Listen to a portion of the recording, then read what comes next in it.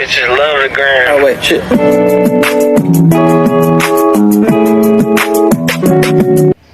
Halo selamat pagi, kembali lagi bersama saya Putri Maharani di acara KKI Kisi-kisi Inspiratif. Gimana nih kabar sobat di rumah? Sehat-sehat ya, jangan sakit-sakit. Nah, pada kesempatan kali ini kita bakalan kedatangan tamu yang parasnya itu cantik dan punya banyak sekali prestasi. Nah, sebelum kita panggil bintang tamunya, saya akan membacakan biografi dari beliau. Saudari bernama Nikade Gina Puspitasari. Dia biasa dipanggil Gina.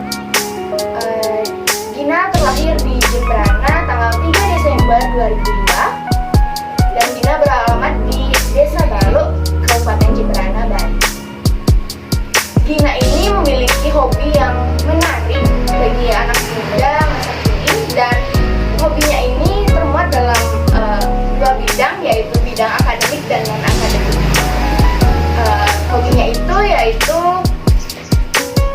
menulis, menari tarian tradisional Bali, dan bersepeda serta jogging. Riwayat pendidikan Gina Puspitasari, Gina sempat menempuh pendidikan sekolah dasar di SD Negeri 2 Baluk pada tahun 2009 hingga 2015. Kemudian melanjutkan di sekolah menengah pertama di SMP Negeri 4 Negara pada tahun 2015 hingga 2018. Kemudian menempuh pendidikan di sekolah menengah atas di SMA Negeri 1 Negara pada tahun 2018 hingga 2021, dan kini menempuh pendidikan di perguruan tinggi Universitas Pendidikan Ganesha, mengambil program studi S1 Pendidikan Guru Sekolah Dasar, dan kini Gina tengah berada di akhir semester 2. Narasumber kita kali ini memiliki banyak sekali prestasi. Salah satunya itu meraih juara 3 Lomba Cerdas Cermat Agama Hindu tingkat provinsi, kemudian juara Harapan 1 Karya Tulis Ilmiah tingkat provinsi, juara 1 Lomba Dharma Widya Dewasa tingkat kabupaten, juara 1 Lomba PKMPM tingkat provinsi, dan juara 3 Lomba Karya Tulis Ilmiah tingkat nasional. Narasumber kita kali ini juga mengikuti banyak sekali kegiatan Ormawa di Universitas Pendidikan GNS. Nah, sobat di rumah sudah nggak sabar kan? Siapa sih Gina Puspitasari ini? Nah, mari kita sambut Gina Puspitasari. Halo Gina. Halo Putri, halo teman-teman semua. Gimana nih kabarnya Gina? Baik-baik saja, Putri gimana? Baik juga dong. Tentu saja kita harus sehat, ceria, dan tentu saja penuh dengan motivasi untuk menjadi generasi muda yang produktif. Nah, sebelum kita lanjut ke topik pembahasan, Gina, apa sih kesibukan yang dilakukan akhir-akhir ini? Oke, karena sekarang saya merupakan mahasiswa akhir dari semester 2. Jadi saat ini saya aktif dalam kuliah, sehingga kegiatan sehari-hari saya yaitu berkuliah online, kemudian mengerjakan tugas-tugas secara online, serta aktif dalam organisasi dan juga ikut menulis-menulis dan ikut mengikuti perlombaan-perlombaan. Wah, kegiatan Gina sebagai seorang mahasiswa itu sangat produktif yang bisa mempengaruhi teman-teman atau mahasiswa-mahasiswa lainnya di Universitas Pendidikan Ganesha maupun universitas lainnya di Indonesia. Kemudian Gina mengikuti banyak sekali perlombaan itu mulai dari kapan berminat mengikuti lomba karya tulis maupun lomba-lomba yang Gina ikuti selama ini. Mengapa tidak mengikuti lomba yang lain atau bagaimana? Jadi pertama kali saya mengikuti lomba yaitu saat saya di jenjang sekolah menengah pertama. Nah, itu saat kelas 7 SMP. Nah, itu guru saya yang bernama Ibu Putu Mentari Armayanti itu mengajak saya untuk lomba esai tingkat provinsi. Nah, di sana saya mencoba membuat esai saat itu judul esai yang saya buat tentang bioremediasi terhadap tanaman. Jadi kita melestarikan tanaman-tanaman air dengan mengurangi atau menetralisir pH air supaya menjadi pH normal. Itu pertama kali saya membuat esai. Kemudian dilanjutkan dengan lomba karya tulis ilmiah. Saat itu saya membuat pengujian beras berpemutih menggunakan tanaman pacar air ungu. Nah, kemudian Atung Hare mendapatkan juara. Nah, karena hal tersebut itu membuat saya menjadi termotivasi lagi untuk mengikuti lomba-lomba menulis lainnya, sehingga itu menjadi hobi bagi diri saya sendiri. Sehingga hobi saya saat ini adalah hobi menulis. Kemudian sampai saat ini saya mengembangkan hobi-hobi tersebut, dan sampai saat ini saya mengikuti lomba seperti lomba esai, lomba karya tulis, lomba TKM, PMW, dan lain sebagainya yang berhubungan dengan hobi saya sendiri, yaitu menulis. Wah, keren sekali ya.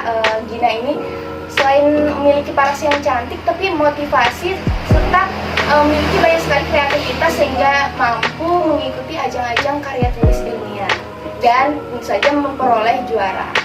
Nah, selanjutnya, dalam mengikuti lomba-lomba seperti ini kan kegiatan Gina itu semakin disibukkan oleh kegiatan-kegiatan misalnya bimbingan, mengikuti lomba, dan persiapan lomba.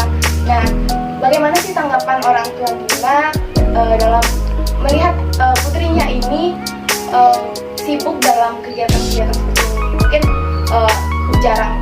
pastinya jarang ada di rumah, dan ketika di rumah pula Gina mungkin ada di kamar untuk mengerjakan sesuatu. Jadi bagaimana tanggapan kedua orang tua Gina? Baik, kalau saya biasanya mengikuti lomba pasti ada dua faktor. Nah, ada faktor eksternal dan juga faktor internal. Nah, faktor internal tentu dalam diri saya sendiri kan, bagaimana saya bisa memotivasi diri saya sendiri untuk mengikuti lomba-lomba tersebut, dan juga faktor eksternal tentu dari teman-teman serta orang tua saya. Nah, dari hal tersebut tentunya support dari orang tua itu sangat penting bagi diri saya, karena jika tanpa dukungan dari orang tua saya tidak bisa melakukan apapun.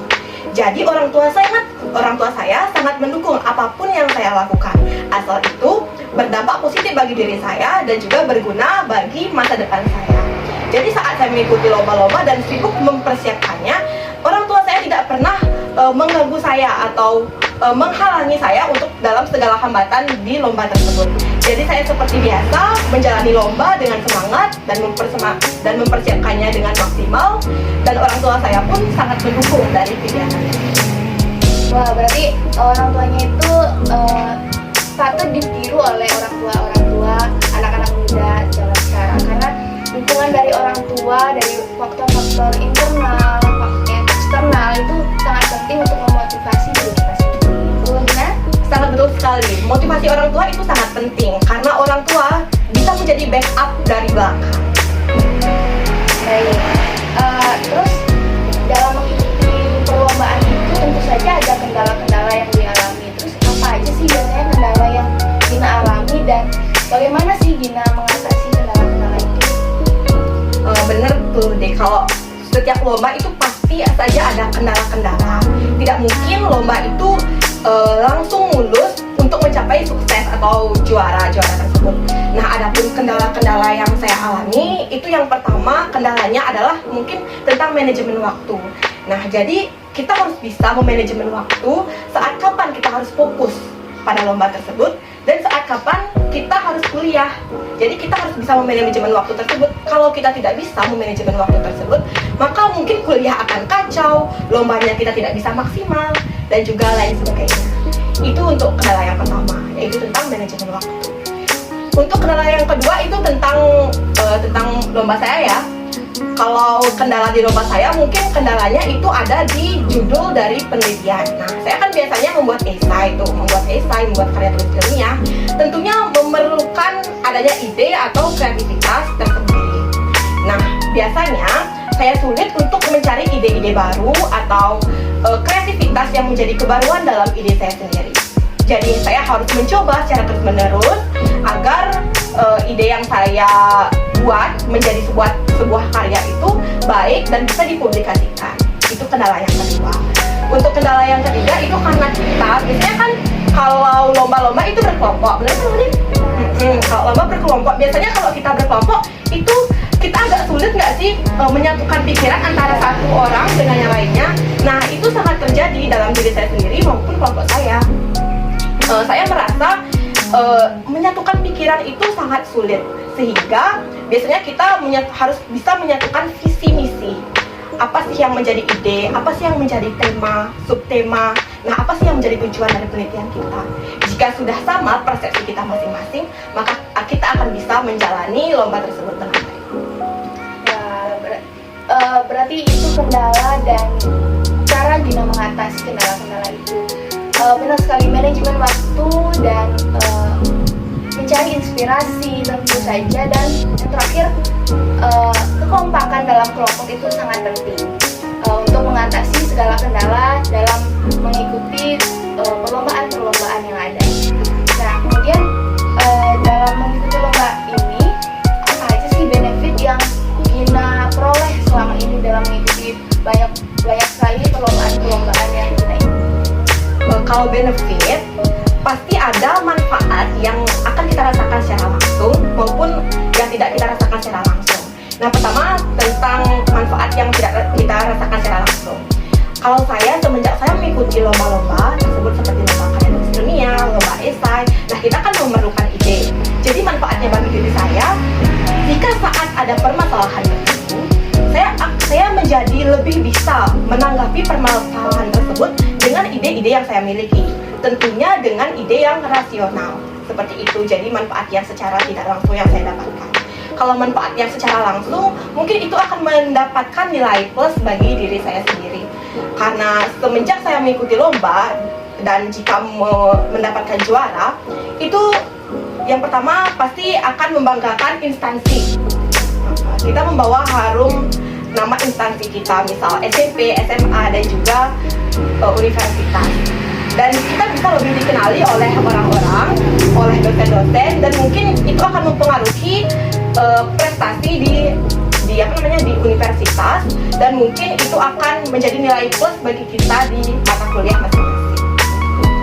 Dan tentu saja dalam mengikuti lomba ini pengalaman itu yang terpenting. Ya, pengalaman itu yang terpenting karena kita sebagai generasi muda harus bisa memanfaatkan waktu untuk hal-hal yang positif, terutama untuk lomba-lomba ini. Jadi selain untuk menambah pengalaman, kita bisa mengharumkan nama universitas kita. Wah, bagus sekali ya, Gina. Begitu banyak benefit yang diperoleh oleh Gina ini dalam mengikuti perlombaan-perlombaan yang ada. Nah, jadi yang terakhir, mungkin Gina bisa memberikan sobat-sobat di rumah tips and trik dalam menjadi mahasiswa yang produktif dan kreatif di masa sekarang ini, apalagi di masa pandemi kan banyak sekali mahasiswa-mahasiswa yang kurang produktif atau mungkin kebanyakan bermalas-malasan di rumah karena kuliahnya online gitu. Mungkin Gina bisa memberikan sedikit tips and trik. Untuk tips and trik menjadi mahasiswa produktif, yang pertama kita harus sadar dalam diri sendiri. Apa sih sebenarnya tujuan kita untuk kuliah? Nah, tujuan untuk kuliah adalah menuntut ilmu. Tujuan untuk kuliah adalah untuk meraih masa depan. Jika kita udah sadar tentang mindset kita tersebut, untuk apa sih tujuan untuk kuliah, pasti kita akan melaksanakan kuliah tersebut dengan secara maksimal. Kita harus aktif, kita harus bisa menjadi mahasiswa yang produktif. Nah, seperti itu. Untuk yang pertama, kita harus menyadari apa kewajiban kita sebagai mahasiswa. Yang kedua, kita harus memiliki kepercayaan diri. Udah tahu kan setiap orang pasti punya potensi dalam diri, dan potensi dalam diri seseorang pasti berbeda-beda tentunya. Nah, kita harus bisa memanfaatkan atau mengembangkan potensi yang kita miliki ke dalam hal-hal yang positif, tentunya dengan kepercayaan diri yang kita miliki. Jika kita hanya memiliki potensi tetapi kita tidak percaya diri, kan kayak rugi. Ya, kita tidak bisa menyalurkan potensi kita. Nah, maka dari itu, jika kita memiliki potensi, kita harus bisa percaya diri untuk mengikuti apa potensi kita, apa yang bisa kita kembangkan, dan apa yang bisa kita raih. Seperti itu untuk yang kedua. Dan untuk yang ketiga, untuk tips and triknya untuk menjadi mahasiswa aktif, kita harus punya mindset dalam diri kita. Kita tidak boleh mengharapkan apa sih yang harus kampus berikan untuk kita. Jadi kita tidak boleh menggunakan mindset seperti itu. Kita harus bisa menggunakan mindset apa sih yang kita harus berikan untuk kampus. Nah, seperti itu. Jika kita sudah memiliki mindset seperti itu, maka kita akan berusaha menjadi mahasiswa yang produktif, menjadi mahasiswa yang aktif. Ayolah teman-teman dan sobat-sobat semua, jadi kita harus bisa memanfaatkan waktu kita untuk hal-hal yang positif. Jadi mungkin bisa saja scroll TikTok ya di saat waktu-waktu renggang gitu, waktu renggang atau nonton YouTube. Tetapi jika kita bisa memanfaatkan hal tersebut menjadi hal yang positif, tentu itu sangat berguna sekali bagi kita dan juga bermanfaat bagi kita. Nah, kita juga harus bisa keluar dari zona nyaman. Nah, pasti lu pernah berpikir nih, ngapain sih kita ikut ribet-ribet, ikut lomba, ikut apa itu kayak ngeribetin kita sendiri. Biasanya pasti pernah aja kayak gitu. Nah, kita harus bisa keluar dari zona nyaman itu.